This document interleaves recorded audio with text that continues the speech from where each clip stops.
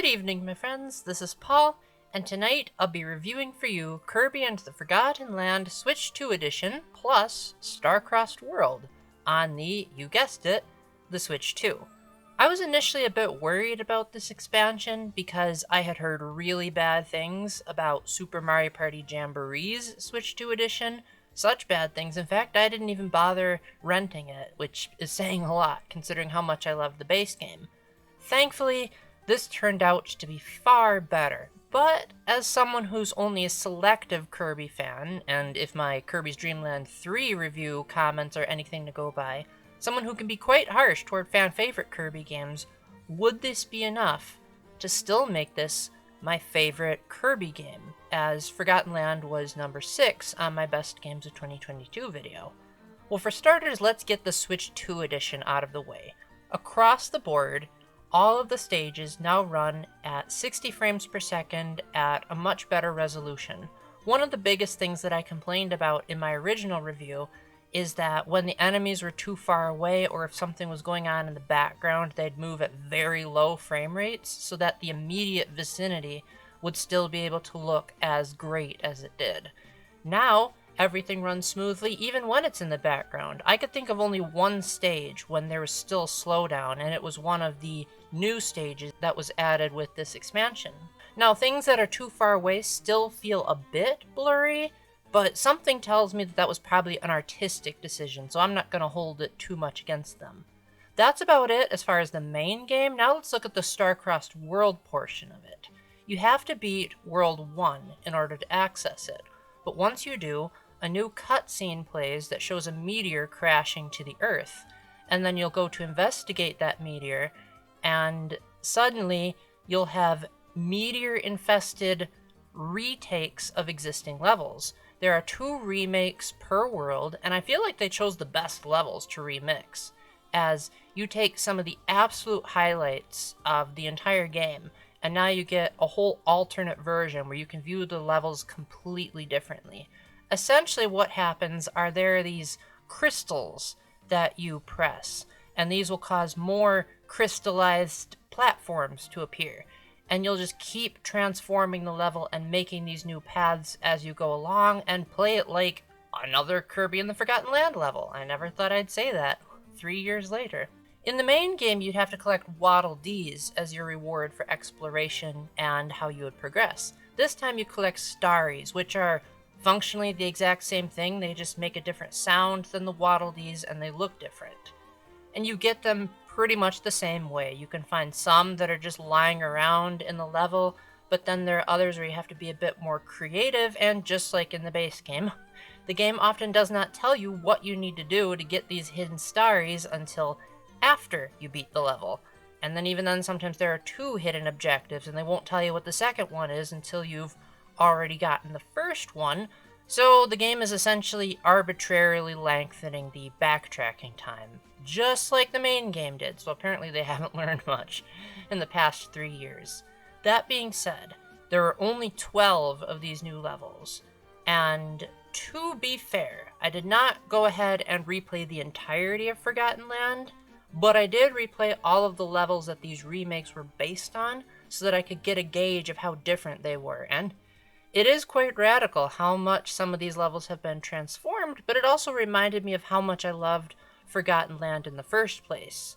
It was number 6, so I'm not like a diehard salivating fan of it, but it's certainly my favorite Kirby game, and it did a good job of fostering enough exploration while keeping it linear enough so that the controls don't feel too out of whack. It still feels like a traditional Kirby game while also being 3D at the same time. It's also got a lot of epic set pieces and some incredible boss battles. There's also a few new Mouthful modes that you can access. No new copy abilities, unfortunately, but I feel like these new Mouthful modes are good enough that they kind of serve the purpose of a copy ability. There's the Spring, which basically allows Kirby to jump super high into the air and then come slamming down. There's the Gear, which lets him roll across walls, jump from one wall to the next, and do a spin dash, Sonic the Hedgehog style. If you've played Planet Wisp in Sonic Generations, you might be initially worried about this particular power-up, but the good news is that it controls really well.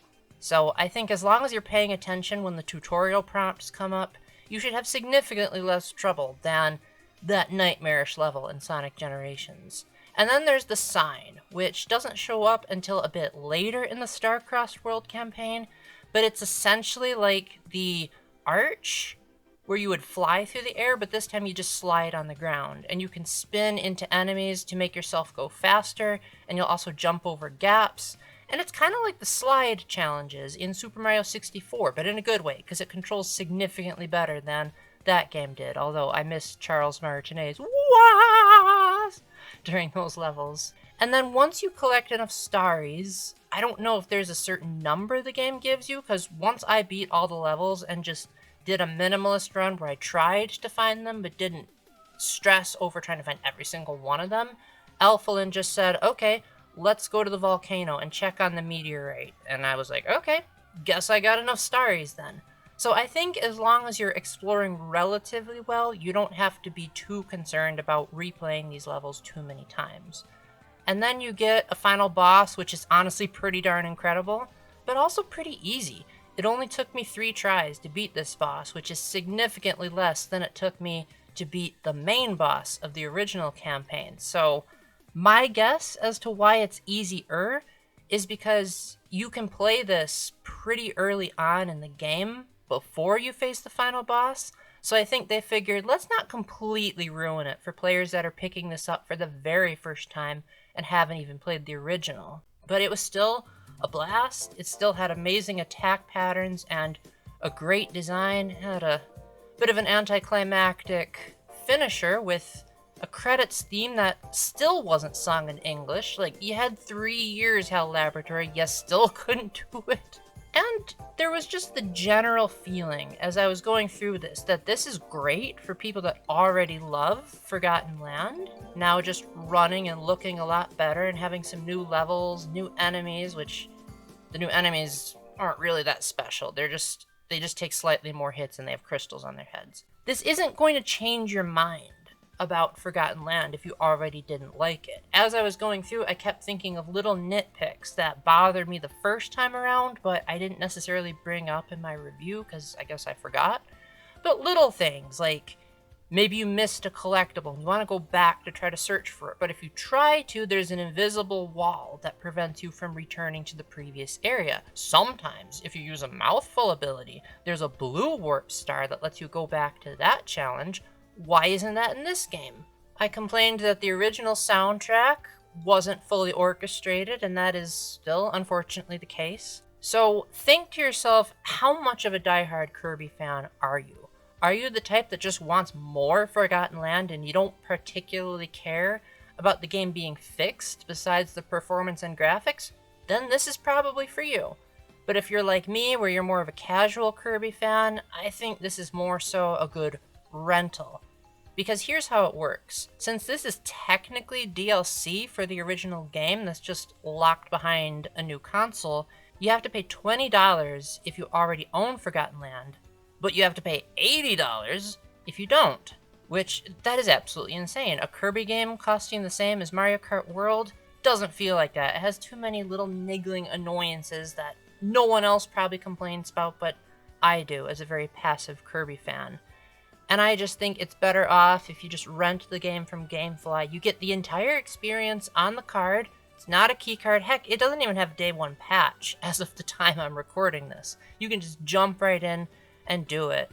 And I beat it in about 2 days and had a blast, but I feel perfectly content sending it back. Now, there are 2 new modes that are introduced, but they're not stellar. In fact, they kind of gave a very bad impression on me. The first is that there are 2 new Waddle Dees that will show up in your town shortly after you've beaten the first couple of levels. The first will tell you where you've missed starries, and the second, here's where it gets cringy, will let you exchange your starry coins for figurines in a gacha machine. They don't even try to hide it. They flat out say this is a gacha machine. So, yay, encouraging kids to gamble in a Kirby game.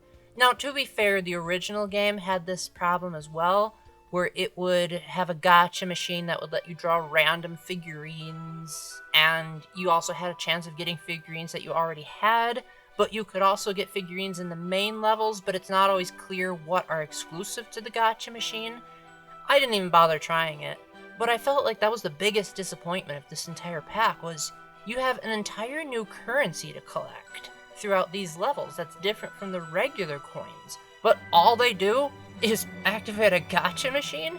At least in the original game, the regular coins would let you buy helpful items from the shops, but now I just feel like encouraging kids to gamble, especially when they're already taking a gamble, if they're not renting this, then they're spending $20 that they can't get a refund for, which I think is kind of unfortunate. Maybe I'm the only one that complains about wanting a good price in Nintendo games, but I'd love to hear what you guys think about how HAL Laboratory can justify this. There's also a new post-game Coliseum mode, where you can face a new gauntlet of enemies, which is greatly appreciated, because Kirby games are notorious for being easy, but they tend to have really hard post-games and boss rushes. I remember struggling so hard on the original game's secret boss that I had to lower the difficulty.